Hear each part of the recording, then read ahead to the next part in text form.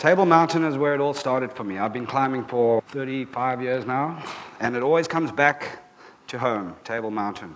Table Mountain is just one giant big playground. Perhaps it's a hedonistic way of dealing with things, but when you engage with nature in the way that I'm going to show you, what you get back is a lot more than what you put in. So the way I like to think of Table Mountain, it's almost like it's a mirror, in that it's nothing in itself. It's actually just a pile of rocks, but it's a reflection of all the effort and all the energy that you put into it, and that comes back to you way more than what you put into it, and at the end of it all, it's a reflection of you yourself. As a climber, we call Table Mountain TM. The most famous place to climb is just underneath the cable car, and we call that the ledge. So if people talk about the ledge, that's exactly where they're going to go.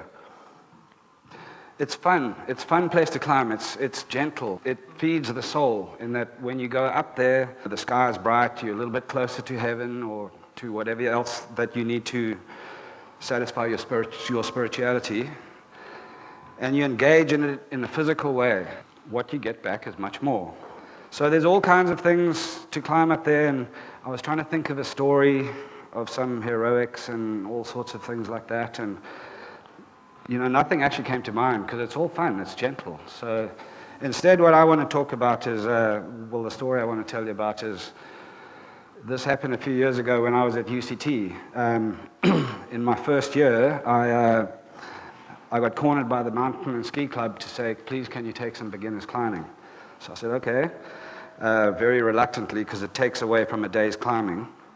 So we walked up to the ledge, and there were these two quite pretty girls. They were cousins, complete beginners. And we started up, and I didn't really want to be there. I wanted to be out climbing. So I was climbing flip-flops, no harness, just the rope tied around my waist. And it went well for a while, going up. And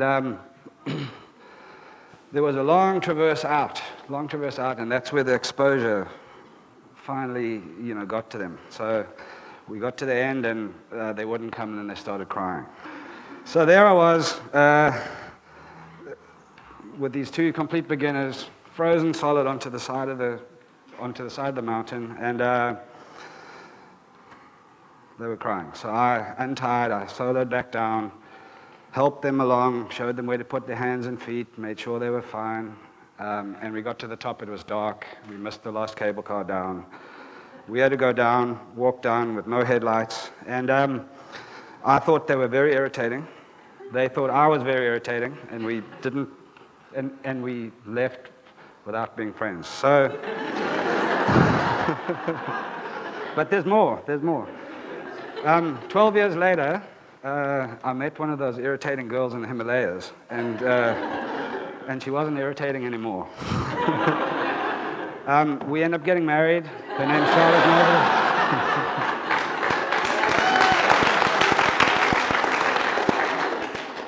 And she's the mother of my 4 lovely children. So it all started on Table Mountain. Now, while climbing might be gentle and very sublime, it's a process rather than an event. What frightens me the most is base jumping off it, where you jump off with a parachute. And the uncertainty and the danger is always apparent.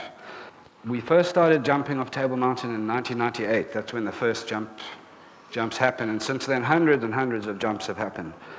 This particular place where you jump off, we call it the lookout, and it is absolutely terrifying, absolutely terrifying. There's that white rock, you've got your parachute on your back, the other guys are just as terrified as you got dry mouth, and you take 3 steps and you run and you leap off like that. And the funny thing is, when you leap off the edge, you enter this different world. It's indescribable. It's a state of grace. You suspended momentarily in nothingness, and then you just drop like the road racer cartoon, and then it's sharp and violent, and the acuity and the speed is all happening around you, but your brain splits in half, and time slows down into milliseconds that become like weeks. And then after what seems like an age, you open your parachute. Your hearing is so acute that you can hear the air filling into the parachute. Whack! it opens. And hopefully it's facing away from the cliff. If it's facing into the cliff, you'll get hurt. And you go, I'm alive, I'm alive, I'm alive, yay! And you fly down on a 3-minute flight all the way down. And sounds and colors and everything is much more vibrant. You have absorbed the world in a much sharper, forceful way than when you go climbing. Human nature being as it is, people want to do more and further. So they developed wingsuits about 6 years ago. And you probably saw in February there was this American friend of ours called Jeb Corliss jumped off Table Mountain with his wingsuit. And he hit a ledge right, many hundreds of meters further down, going at 200 kilometers an hour. He broke both his legs, but he's okay. The video on YouTube went viral. You've probably seen it. 3 million hits in 2 days. Jeb's been pushing human flight. If you flew straight out, it's all fine, it's all good. You've got miles of space and air, but instead Jeb went as close as possible, proximity flying, all the way down, and what he's after is touch flying, where you're just millimeters away from touching your hands. So base jumping is pretty sharp, acute, but it doesn't always have to be like that. You don't have to do extreme things to